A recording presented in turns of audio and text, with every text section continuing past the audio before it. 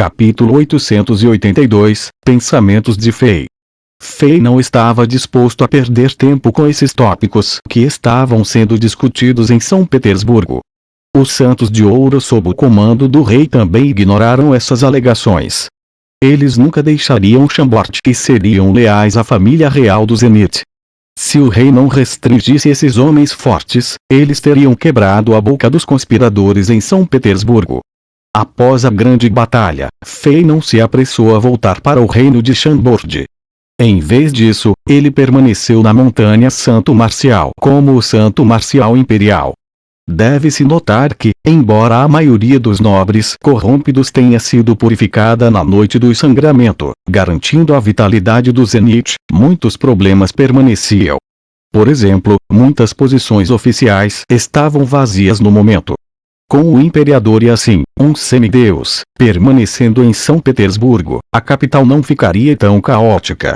No entanto, muitas das operações e funções do governo foram suspensas temporariamente. Como resultado, muitas novas forças chegaram, tentando aproveitar esta oportunidade para crescer. O Letterô fizera uma dessas forças. Em apenas alguns dias, Fei se encontrou com muitas pessoas.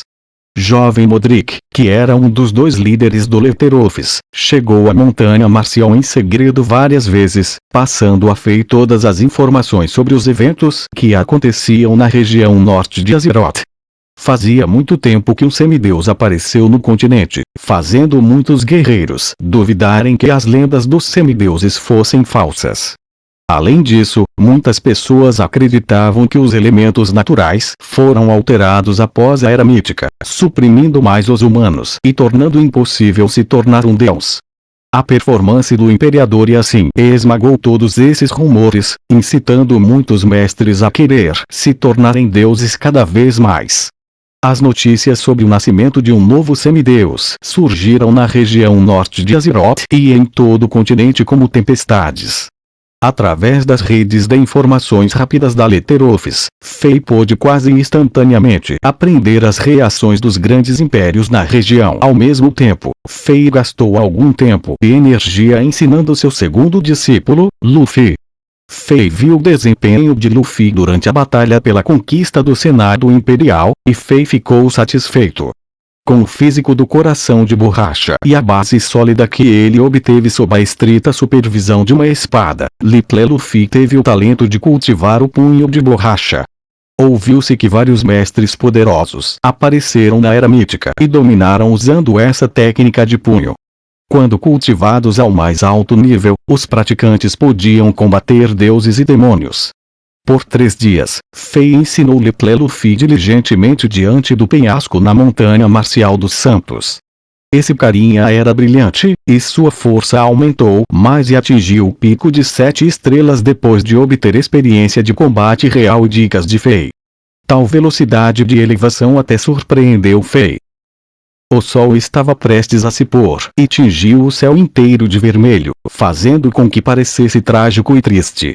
Depois que Luffy voltou a descansar, Fei ficou diante do penhasco onde o ex-santo marcial, Krasik, morreu em batalha, e ele estava pensando profundamente. De repente, ele levantou as mãos.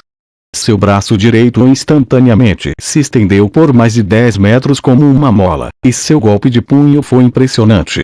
Estrondo. Estrondo. Estrondo.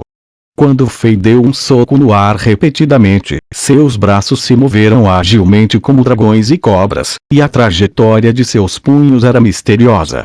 Cada soco continha um poder aterrador, suficiente para rasgar o céu. Este foi o punho de borracha. Fei estava estudando a espada do Rei Demônio nos últimos dias, e prestou muita atenção ao punho de borracha desde que teve que ensinar Luffy. Depois de alguns dias, ele havia dominado essa técnica e a conhecia bem. Com seu reino atual, ele era poderoso o suficiente para aprender rapidamente todas as técnicas. Ele quase conseguia entender tudo rapidamente. Além disso, essa técnica de punho não era alimentada por energia guerreira, permitindo que Fei a dominasse rapidamente. No entanto, Fei não tinha o físico coração de borracha como Luffy. Mesmo que ele usasse sua força poderosa para praticar punho de borracha à força, seus braços só podiam se estender por cerca de 15 metros, o que era muito mais curto se comparado aos braços de Luffy. Isso foi apenas para mostrar a importância do talento. Infelizmente, essa técnica de punho é muito nicho e não é dominante o suficiente. Os praticantes poderiam obter vantagem em uma luta com alguém do seu nível, mas é impossível derrotar oponentes que estão acima do nível. Este não é o caminho que estou seguindo. Fei praticou um pouco e depois parou com falta de interesse. Nos últimos dias, ele pensara em como aumentar ainda mais sua força no futuro. O avanço do Imperador e assim para o Reino Semideus estimulou Fei. Esse novo semideus havia deixado uma semente que continha poder semideuses na mente de Fei, e estava dormindo, incapaz de ser despertada.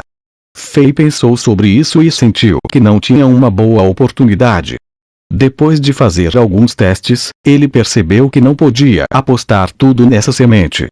Afinal, ele teve que procurar outras opções para aumentar sua força depois de passar no Real Mod e no Diablo Vorut. Enquanto estava sentado na cadeira de pedra perto do penhasco, Fei pegou a espada do Rei Demônio de seu anel de armazenamento, querendo encontrar uma boa técnica nesta enciclopédia marcial. Este livro era grosso e profundo, contendo muitas técnicas. Até agora, Fei não havia terminado de ler completamente. Quando o vento agitava os longos cabelos negros de Fei, ele afundou no livro. Fei apenas fechou a espada do Rei Demônio e balançou a cabeça depois que o sol se pôs. No momento, a luz brilhante vinda de São Petersburgo iluminava o céu, competindo com as estrelas. O rei se levantou e se espreguiçou. Após 3 horas de pesquisa, Fei ainda não havia encontrado a resposta que procurava. No entanto, ele não estava ansioso. Com um pensamento, ele abriu um portal azul na frente dele e entrou no Diablo Vorut.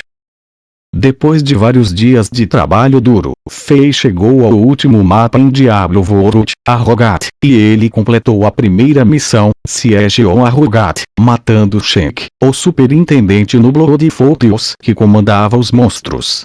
A segunda missão no mapa final foi Resgate no Monte Arreat. Fei aceitou a missão do capitão dos Cavaleiros Bárbaros Qualquer que foi para Frigidglandes para resgatar os bárbaros em cativeiro que foram presos pelos monstros. Ele teve que salvar 15 bárbaros para terminar esta missão. Essa missão custou a Fei mais de 7 horas. Depois de terminar esta missão, o personagem bárbaro de Fei estava no nível 86 do modo Inferno.